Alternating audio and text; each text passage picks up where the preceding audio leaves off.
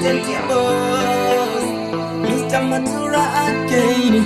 Baba Tino Tenta. Pop the pop pop pop pop pop.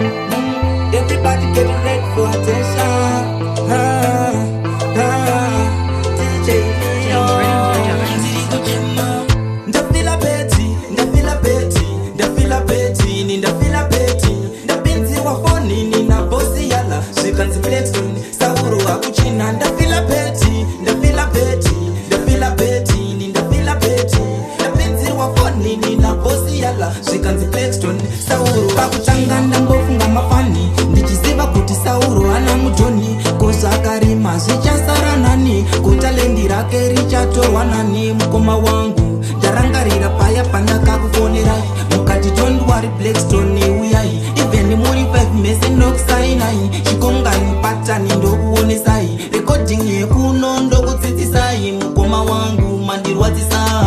Mbwendeza mazodipisa. Mukoma wangu mandirwadzisa. Ndafila beti, ndafila beti, ndafila beti, ndafila beti. Ndapinziwa phone nina bosi yala. Shikanzi Flexstone, Sauro akuchina. Ndafila beti, ndafila beti, ndafila beti, ndafila beti. Ndapinziwa phone nina bosi yala. Shikanzi Flexstone, Sauro akuchina. Asichi baba makazi yitirei. Uyenda musina kuti stoni kutubai. Uyenda kwenyu shuwa ndasara ndiri wai. Niri kuchema ngwendesa saka zokai. Mukoma wangu Sauro makazi yitirei.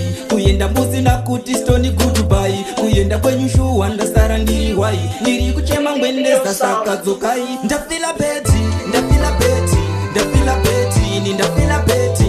Ndapinziwa phone nina bosi yala. Shikanzi Flexstone, Sauro akuchina. Ndafila beti, ndafila beti, ndafila beti, ndafila beti.